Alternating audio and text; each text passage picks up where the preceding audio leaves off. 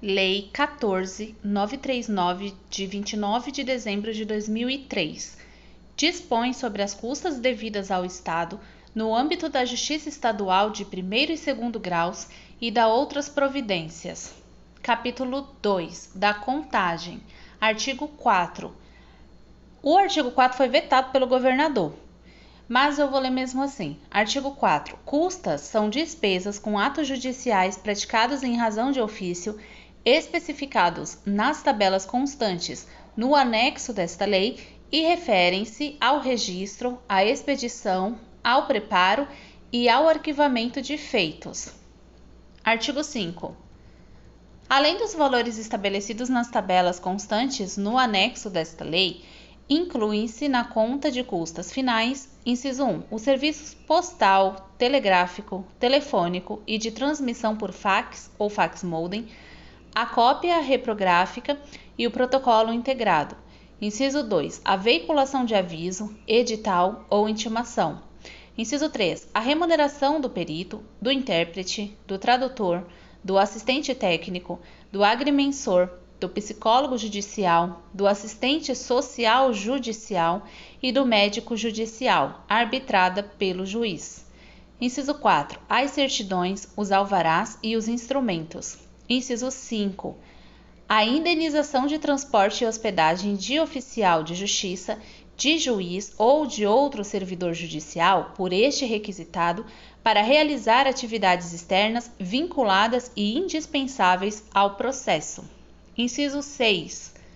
O arrombamento, a demolição ou a remoção de bens. Inciso 7. O sequestro, o arresto, a apreensão e o despejo de bens. Inciso 8. O documento eletrônico. Inciso 9. A comunicação por meio eletrônico. Inciso 10. O reembolso do pedágio quando houver locomoção de servidores em rodovias federais ou estaduais. Inciso 11.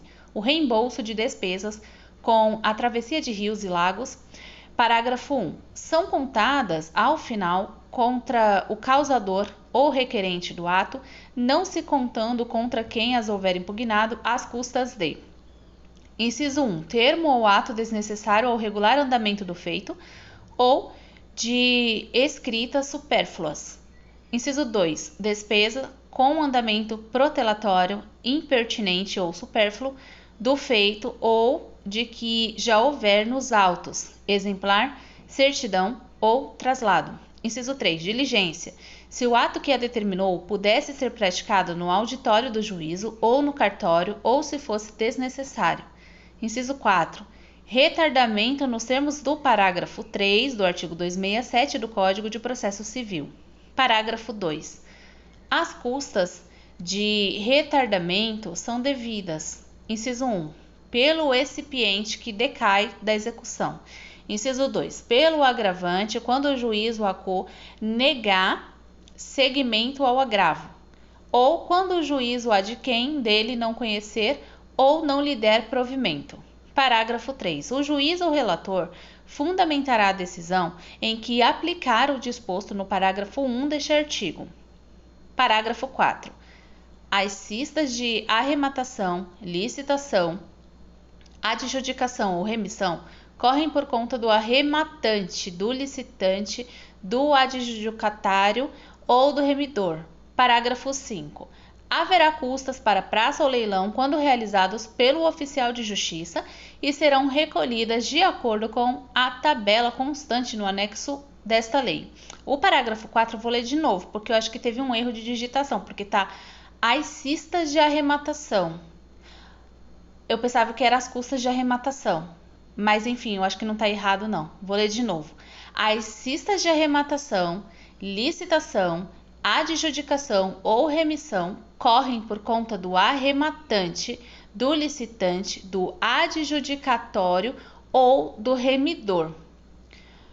Parágrafo 6. Compete ao Serviço Auxiliar da Contadoria Tesouraria apurar as custas e as demais despesas processuais, assim como orientar as partes e os seus procuradores sobre o recolhimento dos valores na rede bancária credenciada. Parágrafo 1. Nas comarcas informatizadas, O preenchimento e a emissão do documento de arrecadação ficarão a cargo do setor competente. Parágrafo 2. Nas comarcas não informadas, o preenchimento do documento de arrecadação é de responsabilidade da parte interessada. Parágrafo 3.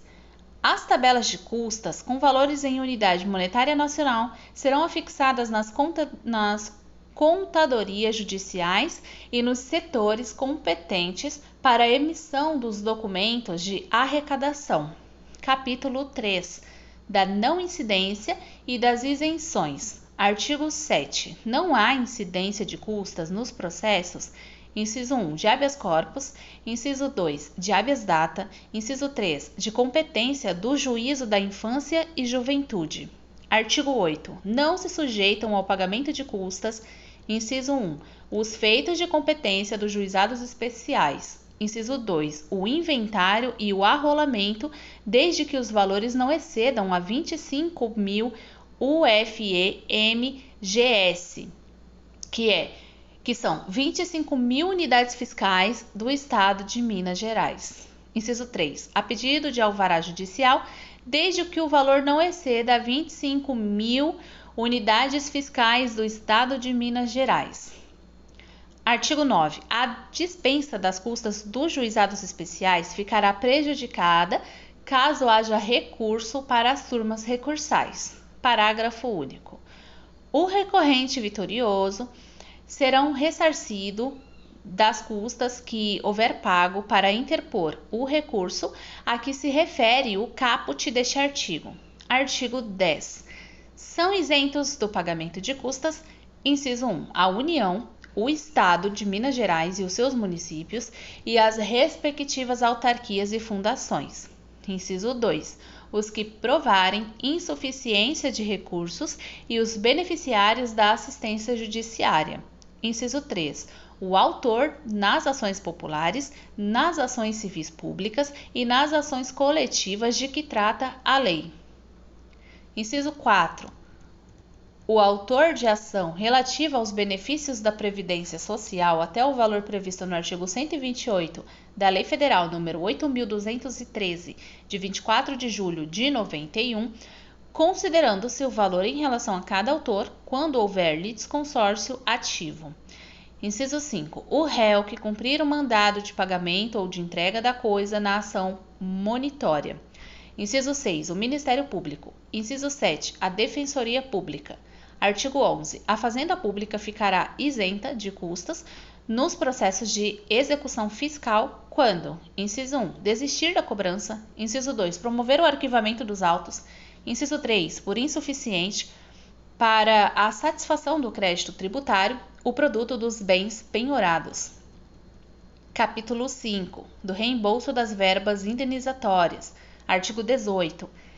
Ao oficial de justiça avaliador é devida a indenização de transporte a título de ressarcimento de despesa realizada com locomoção para fazer citação e intimação e cumprir diligência fora das dependências dos tribunais ou das varas onde esteja lotado. Parágrafo 1. O recolhimento prévio do valor da diligência é condição para expedição do mandado. Parágrafo 2. Não se aplica o disposto no parágrafo 1 deste artigo, inciso 1, na ação penal pública. Inciso 2. Em caso emergencial ou de ofício, conforme determinação do juiz. Parágrafo 3. Havendo mais de uma citação ou notificação para o mesmo endereço, será cobrada uma única verba de locomoção. Parágrafo 4. São consideradas atos contínuos para fins de recolhimento de diligência única. Inciso 1. A citação, a penhora e a avaliação de bens. Inciso 2. A busca e apreensão e a citação.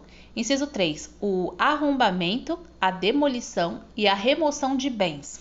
Inciso 4. O sequestro, o arresto, a apreensão ou o despejo de bens. Parágrafo 5. O valor será recolhido à disposição do Tribunal de Justiça e liberada após o efetivo cumprimento do mandado, conforme dispuser ato normativo da Corregedoria Geral de Justiça. Parágrafo 6. A verba prevista no caput deste artigo, devida pela pessoa jurídica de direito público, poderá ser recolhida na forma prevista em convênio a ser celebrado com o Tribunal de Justiça. Parágrafo 7. A verba relacionada com a assistência judiciária e juizados especiais será objeto de regulamentação pelo Tribunal de Justiça. Parágrafo 8. O disposto neste artigo não se aplica aos órgãos da administração direta do Estado. Parágrafo 9. O disposto no parágrafo 1 não se aplica às autarquias e fundações do Estado de Minas Gerais. Parágrafo 10. O Poder Judiciário assegurará o pagamento da verba indenizatória de transporte ao oficial de justiça avaliador nos feitos alcançados pelo disposto no parágrafo 8 deste artigo. Artigo 19. A remuneração do psicólogo judicial, do assistente social judicial e do médico judicial do quadro de servidores do Tribunal de Justiça será feita a título de reembolso ao órgão pagador, conforme previsto na tabela E, constante do anexo desta lei, ressalvados os casos de gratuidade e isenção de custas. Artigo 20.